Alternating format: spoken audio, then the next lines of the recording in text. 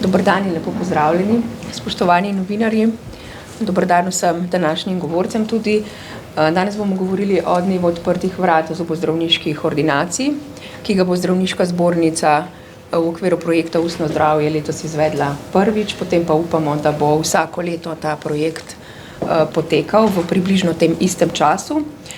Z nami so Neja Jurjec-Smole, doktorica dentalne medicine, vodja poleg Mateja Praprotnika delovne skupine Ustno zdravje, v okviru katere poteka ta akcija.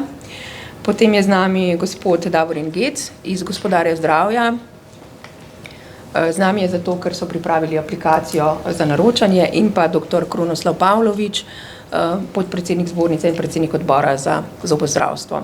Tako da kar začnimo. Besedo predajam vam, doktor Neja Jurjec, da nam predstavite, kako bo akcija potekala, kdaj bo akcija potekala, komu je akcija namenjena. Torej, lep pozdrav vsem skupaj v imenu delovne skupine projekta Ustno zdravje pri Zdravniški zbornici Slovenije. Letos smo številnim akcijam, ki drugače potekajo vse tja do marca, ko obeležujemo Svetovni dan ustnega zdravja, dodali eno novo, in sicer dan odprtih vrat zobozdravniških ordinacij. Akcija bo potekala 10. oktobra izven ordinacijskega časa. To pomeni, da sam delovni proces v zobozdravstvenih ambulantah ne bo prav nič moten. Zelo smo veseli, ker se je odzvalo več kot 50 zobozdravnikov, torej več kot 50 ambulant. To pomeni, da bo pacientom na voljo več kot 200 terminov, in to prav v vseh slovenskih regijah. Torej, ta dan odprtih vrat 10. oktobra je namenjen predvsem tistim pacientom, ki bodisi nimajo izbranega svojega osebnega zobozdravnika, bodisi zaradi kakršnihkoli vzrokov ali morda celo strahu že dolgo časa zobozdravnika niso obiskali, pa se vendarle zavedajo, da imajo kakršnekoli težave v ustni votlini. Tu bi poudarila, da se 10. oktobra ne bodo izvajale standardne stomatološke storitve. To pomeni, ta dan se ne bodo izvajale v teh terminih plombice, puljenje zob, čiščenje zobnega kamna. Torej gre zgolj za posvete. Torej, naš namen je, da dejansko ima pacient priložnost se pogovoriti z zobozdravnikom, razrešiti kako dilemo, ki jo ima v ustni votlini. Morda samo, da premaga strah, ki ga bo potem potisnil do tega, da bo vendarle potem se naročil na stomatološki pregled v zobozdravstveni ambulanti. Torej, glavni namen, ki smo se ga zadali z to akcijo 10. oktobra, je, da se nekako slovenski zobozdravniki povežemo in približamo svojim pacientom, da ljudje ugotovijo, da smo izredno pomemben partner pri skrbi tako za ustno zdravje, kot tudi za sistemsko zdravje. Torej, želimo poudariti s temi pogovori oziroma celo povečati zavedanje, da je ustna votlina zelo pomemben del našega telesa, zelo pomemben del je, da je torej ustna votlina zdrava, ker le tako bo zdravo tudi naše celotno telo. Najlepša hvala. Vprašanja potem na koncu, pa mogoče doktor Davorin Gec, če nam predstavite, kako bo potekalo naročanje.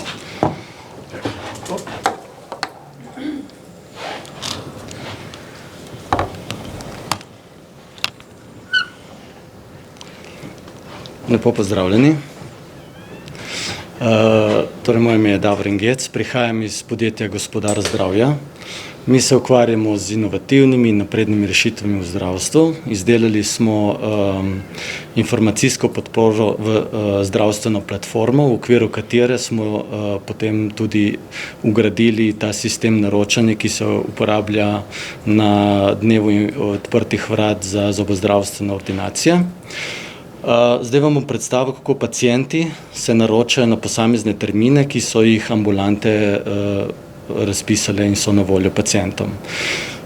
Vedno obiščete najprej spletno stran Zdravniške zbornice, kjer poiščete novico glede dneva odprtih vrat zobozdravniških ambulant. Tukaj kliknete več informacij glede ambulant, kjer dobite še dodatne informacije o projektu. Vključeno je več kot 50 ambulant. Tukaj dobite nekaj informacij glede obdelave podatkov in tako naprej, in kliknite spletno povezavo tukaj. Odpre se vam seznam ambulant, ki so vključene v projekt. Če se pomaknete malo niže dol, vidite, da so ambulante razporejene tudi po regijah. Tako naprimer vidimo, da so praktično vse regije v Sloveniji vključene, pa zberemo recimo Savinjsko regijo. Zberemo znotraj Savinjske regijo določeno ambulanto, pri čemer v imenu ambulante vidimo tudi, v katerem mestu se ambulanta nahajamo. Kliknemo odprite ambulanto. Tukaj imamo lokacijo ambulante, na kateri se nahaja, morebitno obvestilo ambulante in pa spodaj so razpisani termine, na kateri se lahko pacienti naročijo. Pacient klikne željen termin, ki mu ustreza, in vpiše svoje podatke, se pravi ime, priimek, datum rojstva, spol, obvezna je GSM številka, zato da ga ambulanta lahko tudi v morebitnih spremembah pokliče nazaj. Priporočamo vnos elektronske pošte, na katero potem dobi tudi potrditev naročila in morebiti vpiše še dodatne informacije ter klikne gumb rezerviraj. Ob kliku na gumb rezerviraj se odpre oziroma pacient prejme potrditveni mail, v katerem ima vse informacije glede obiska in pa tudi možnost odpovedi obiska. V primeru, da se pacient ne more udeležiti termina, je zelo dobro, da termin odpove in ga tako prepusti ostalim pacientom. Vkolikor je podan e-mail, je to lahko naredi elektronsko, sicer pa je potrebno poklicati v ambulanto. Tako, uporaba je enostavna, to bi bilo zaenkrat vse z moje strani. Hvala.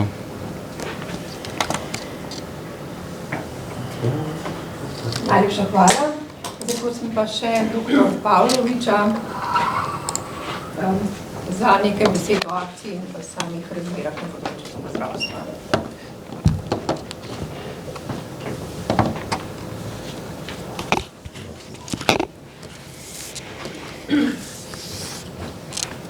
Ja, lepo pozdravljeni.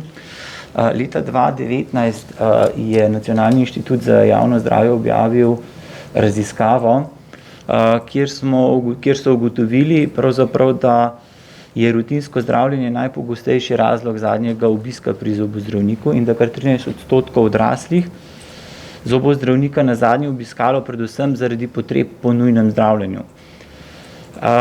In da pri odraslih, da je najpogostejši razlog za opustitev obiska pri zobozdravniku neprepoznana oziroma nezaznana potreba po samem obisku.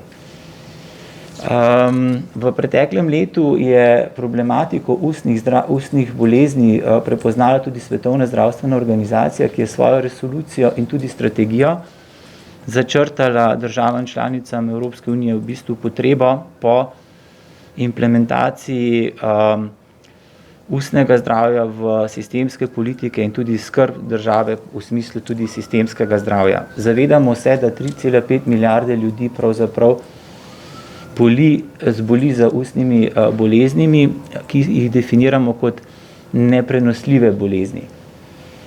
Glavne dve determinante te skupine bolezni pa sta, da so to vse bolezni, ki jih lahko s preventivnimi aktivnostmi preprečimo, in pa druga, da so te bolezni zelo socialno-ekonomsko pogojene.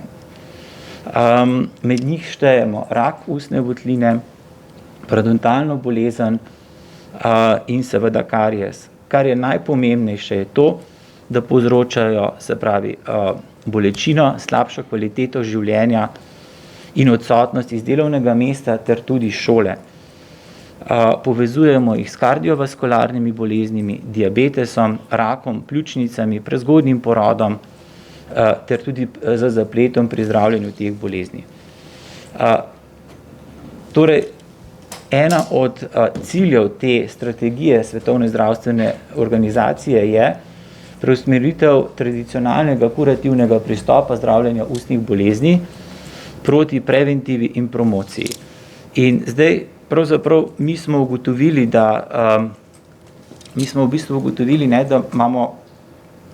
da naša populacija pravzaprav premalo pogosto obišče zobozdravnika, predvsem zaradi nekega preventivnega vzroka, ampak predvsem obiskujejo ambulante zaradi tega, ker imajo neko akutno težavo in se potem šele začne vsa ta zgodba, kjer smo pri določenih zdravljenih bolezni bistveno prepozni, povzročamo, se pravi, potrebne so bistveno bolj zahtevne terapije, več časa je potrebno posvečati določenemu pacientu in če bi lahko s takimi akcijami, kot jih organiziramo sedaj, pripomogli, da te bolezni preprečimo že v zgodnjih fazah, bi tako bistveno prišparali na nivoju, se pravi, samih pacientov, omogočili bi v bistvu bistveno manj zapletov pri zdravljenju drugih kroničnih bolezni in pa seveda zgodnja prepoznava te bolezni bi vodila tudi k bolj, kako bi rekel, se pravi, bolj namenski uporabi sredstev tudi v samem zdravstvenem sistemu. Kot sem povedal, ustne bolezni so prepričljive, zato so ti zgodnji pregledi zelo pomembni, ker preprečujemo, se pravi, težje druge zaplete. In pravzaprav s to akcijo izpolnjujemo že enega od ciljev Svetovne zdravstvene organizacije in pravzaprav zdravniška zbornica skuša čim več teh usmeritev tudi v svojih aktivnostih predstaviti deležnikom v naši državi. Za konec bi se rad zahvalil vsem zobozdravnikom, ki so ali pa ki še bodo pristopili k tej akciji in pa seveda tudi gospodarju zdravja za vso podporo k realizaciji tega projekta in se pravi, da se bodo naši pacienti čim bolj, da se bomo lahko mi pravzaprav preko njihove aplikacije čim bolj približali našim pacientom in oni tudi nam v neki odlični komunikaciji. Hvala lepa. Najlepša hvala, dr. Pavlovič, zdaj pa so vprašanja. Ja, Urška Šestnahop-TV. Mene zanima, če imate morda kakšno oceno v grobem, koliko ljudi je brez opredeljenega zobozdravnika v Sloveniji. In drugo vprašanje, rekli ste, da se zobozdravniki lahko še prijavijo. Na kakšen način se prijavijo, da mogo morda tistim, ki ne vedo, še pogledati? Ja, groba ocena je 25% prebivalstva, se pravi bistveno več kot 130 000 pri družinskih zdravnikih. S tem, da mi sami zobozdravniki vemo, da tudi tih 75% prebivalstva upravlja storitve v zasebnem zobozdravstvu. Zato že vrsto let pozivamo, da bi morali na tem delu spremeniti sistem, zato da bi pravzaprav vsi državljani dobili pravico v smislu nekih refundacij, različnih načinov, se pravi, da bi lahko obiskali kateregakoli zobozdravnika v Republiki Sloveniji, ki ima veljavno licenco Zdravniške zbornice Slovenija. In ravno zaradi narave teh bolezni je to toliko bolj pomembno. Kot smo rekli, socialno-ekonomsko so zelo pogojene in ljudje, obstajajo članki, v bistvu kažejo na to, da ljudje, ki se bojijo nekega plačila, ne pridejo k zobozdravniku in je potem posledica neprihoda bistveno večja, kot pa bi lahko bila, če bi omogočali ta pregled. In v bistvu tukaj na seznamu pravzaprav zobozdravniki to prepoznavajo in omogočajo dodatne termine, kjer bi se dejansko pogovorili o pacientovih težavah in jih mogoče skozi pogovor usmerili, dali nasvete, kako delovati preventivno, ali pa jih v bistvu pokazali način, kako pravzaprav lahko to svojo težavo rešijo. Kako se bojo pa kolegi še lahko dodatno prijavljali, pa verjetno skozi obstaljene aplikacije. Ja. Vsi člani Zdravniške zbornice zobozdravniki so dobili povabilo preko elektronske pošte, še vedno je na voljo jim obrazec in preko tega obrazca se lahko še vedno prijavijo. Doroteja Dobovšek, Svet kanala. Pokazali ste nam način, kako se lahko ljudje prijavijo na te prosta mesta. Kaj pa mogoče za kakšne starejše ali kogarkoli, ki nima te možnosti, obstaja tudi način, da lahko pokličajo v ambulante ali kakšenkoli drug način, ne ravno preko tega obrazca? Z jutrišnjim dnem bo začela delovati tudi posebna telefonska številka, in se bodo lahko prebivalci poklicali med 9 in 11 uro in jim bomo v pomoč pri naročanju. Je to samo za odrasle ali tudi za otroke? Je mišljeno ali je to samo za odrasle? Prijavljale so se vse zobozdravniške ordinacije, ravno kar imam na mailu tudi še eno otroško zobozdravniško ordinacijo, tako da je treba po seznamu pogledati. Je pa večina zobozdravniških ordinacij za odrasle.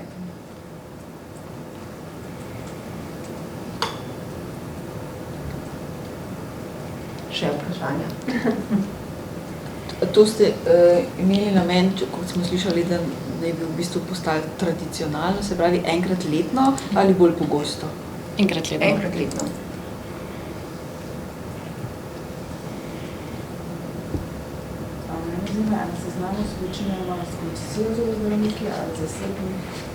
Tega v bistvu nismo zdaj ugotavljali. Prijavil se je, kdor se je želel, a ne?